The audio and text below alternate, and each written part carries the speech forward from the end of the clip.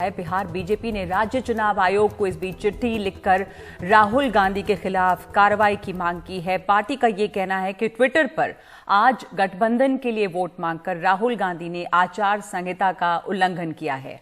राहुल गांधी ने दरअसल आज ट्वीट किया कि लोगों का वोट महागठबंधन के लिए हो। हमारे साथ हमारे सहयोगी अखिलेश शर्मा इस वक्त हैं। अखिलेश, बीजेपी ने किस आधार पर इसे चुनाव आचार संहिता का उल्लंघन बताया?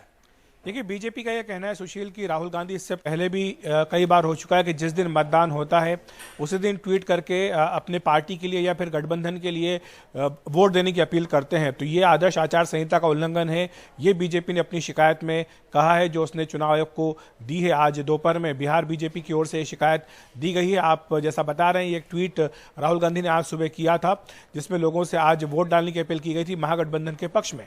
इसी तरह के ट्वीट जो है वो कई अन्य नेताओं ने भी किए हैं, मगर वो लोगों से अपील करते हैं कि आज आप घर से बाहर निकल करके वोट डालें। वो किसी गठबंधन या पार्टी के लिए वोट की अपील नहीं करते हैं, ये बीजेपी का कहना है। और राहुल गांधी ऐसा कई बार कर चुके हैं, जो कि आदर्श आचार संहिता का उल्लंघन है। लिहाजा चुनाव आयोग को इस पर कार्रवाई करनी चाहिए।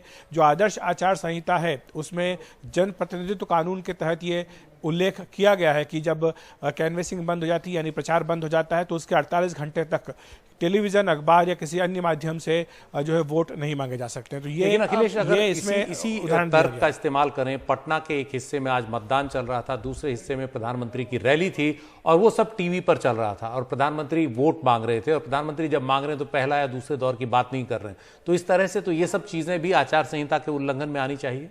निश्चित तौर पर कांग्रेस चाहे तो इस बारे में उठा सकती है, लेकिन आप जानते हैं कि ये एक तरह का लूप होल है, क्योंकि ये स्पष्टता नहीं है आदर्श आचार संहिता में। क्योंकि आप जब कई चरणों में चुनाव करवाते हैं तो निश्चित तौर पर आप किसी अन्य उम्मीदवार को या फिर किसी स्टार कैंपेनर को चुनाव प्रचार करने से उस दिन नहीं रोक सकते हैं जिस दिन की वो किसी दूसरे चरण में मतदान होता है। तो ये एक बड़ा मुद्दा है। जिस तरह से आज नरेंद्र मोदी की सभाएं हो रही हैं, ठीक उसी तरह से राहुल गांधी की भी सभाएं दो आज हैं। पश्चिमी चंपारण में उनकी एक रैली है। तो ये भी एक ऐसा ग्रे एरिया है आदर्श आचार संहिता में जिसका कि एक प्रश्न उठता रहता है।